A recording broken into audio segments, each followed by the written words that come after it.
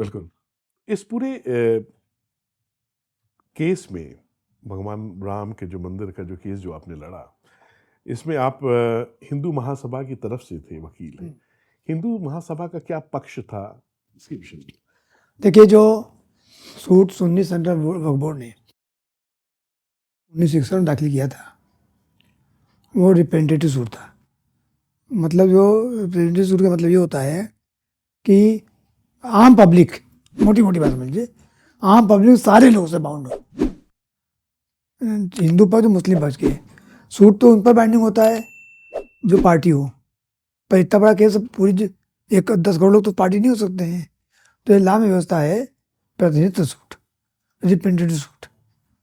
तो जब representative suit होता है तो कोर्ट उस पर नोटिस जारी करती है कि जो पार्टी बनना चाहे बन सकता है, और कोर्ट ने नोटिस जारी की। पर हिंदू पक्ष की तरफ से कोई नाम कायदे का है नहीं जो डिफेंड कर सके उस मुस्लिम सूट को। कोर्ट ने फील किया कुछ संस्थाओं को लाना चाहिए जो हिंदू हित को देख सके। तो आर्य समाज, ऑल इंडिया आर्य समाज, हिंदू महासभा, और एक संस्था और थी, मैं नाम बोल रहा हूँ इस समय, 3 को कोर्ट ने एक आदेश किया 1964 में, और वो तीनों पार्टियां कोर्ट के आदेश से बनी। फिर वो नोटिस जारी हुई। और आपको एक चीज़ और बता दूं, हिंदू महासभा की तरफ से सबने केस को कैजुअली लिया था, कोई टर्न अप नहीं हुआ। नोटिस के बाद भी किसी ने कोई पैरवी नहीं की, जवाब दावा भी दाखिल नहीं किया। जब ये केस मेरे पर वकालतनामा आया और इलाहाबाद आ गया, लखनऊ आ गया, तो मैंने कहा तो हमारा जवाब दाखिल नहीं है। तो वो जवाब पर यह कहीं ईश्वर की कृपा थी कि मुझे ही करना था। उस सूट में जो फाइल 61 का था, उसमें जवाब दावा मैंने 51 दिन फाइल किया, 30 साल चूंकि हाईकोर्ट में आ गया था।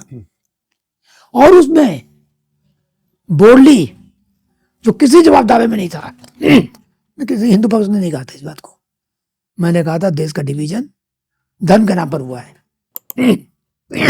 इसलिए इस देश में हिंदू सुप्रीम रहेगा, और जो इस देश का जो कटा हुआ पाकिस्तान जाने के बाद जो भाग बचा है वो हिंदू धर्म के हिसाब से चलेगा। और ये करके मैंने अपना जवाब दावा दाखिल किया। मुस्लिम का सब बातें डिनाई की, गलत है, और जवाब दावा वो काफ़ी हिट हुआ और पढ़ा गया और अच्छा रहा। बहुत बढ़िया। ये जो मुसलमानों का जो पक्ष था, इनका सबसे कमजोर बिंदु क्या था इसमें, जिसको ये कोशिश कर रहे थे कि इसको मजबूत करके दिखाया? देखिए, अगर देखा जाए तो मुसलमानों का पूरा केस एक बालू के टीए पर खड़ा था, क्योंकि उसमें न तो कोई इस बात की थी कि आपकी मिल्कियत कहाँ से आई, सिवाय कहने को कि बाबर आया था, बाबरी मस्जिद बना दी और ढांचा सामने दिख रहा है। पर आप कब से कब तक कब्जे में रहे, कब से क्या, कुछ नहीं, नथिंग। तो और जो पिलर्स उसका जवाब नहीं था उनके पास, और जो पूरा उसका बिल्डिंग का जब बताया वरा की मूर्ति थी, ये था, सब कोई जवाब नहीं था उनके पास। और वो वीक अपने समझ रहे थे वीक हैं, वो एक हारी लड़ाई लड़ रहे थे।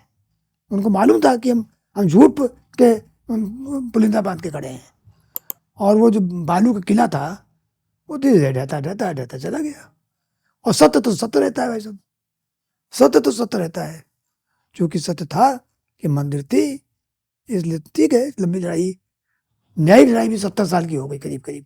एक बालू के टीले पे खड़ा जो उनका किला था, उसको उस केस को जो है खारिज करने में, उस किले को ढहाने में इतनी लंबी लड़ाई लड़नी पड़ी। हाँ, इसलिए कि यहाँ जजेस के मन में, पॉलिटिशियन के मन में मुस्लिम फोबिया था, गुलामी का फोबिया था।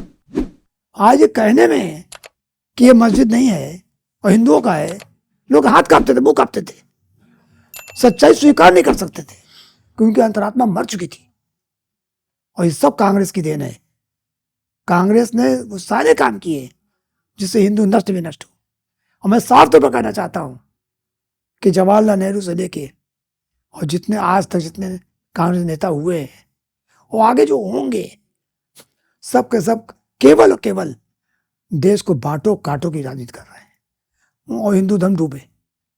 देखिए, अगर कहते हैं बहुत बड़े सेकुलर वो ऐसा है, अभी थोड़ा विचार कर रहा हूँ, डीएमके की स्टालिन ने कहा, स्टालिन के पुत्र ने, हाँ, कि साहब सनातन ऐसा है वैसा है, गालियां दी।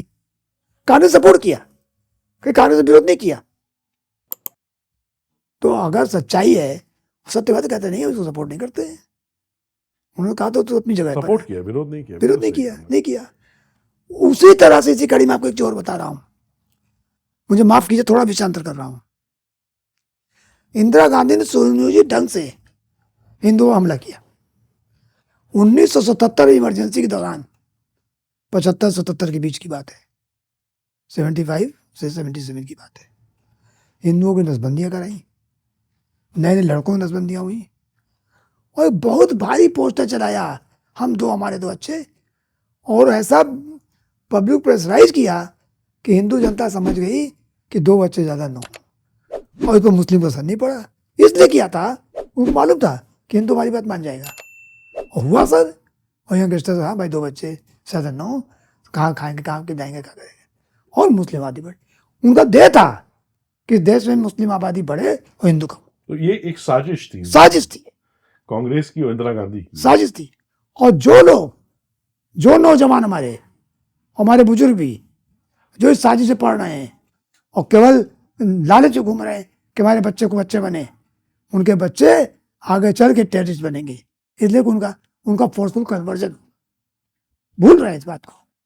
तो मैं समझता हूँ कि अगर हमने आबादी नहीं बढ़ाई, हिंदू आबादी नहीं बढ़ी, तो देश का बहुत बड़ा नुकसान होगा। देश का नुकसान, धर्म की बात नहीं, देश का नुकसान होगा, क्योंकि हिंदू नहीं तो देश नहीं। आज देश की पहचान हिंदू से है। जहां जहां हिंदू घटा, देश कमजोर हुआ। आज काश्मीर में हिंदू होता तो हालत तो ही होती।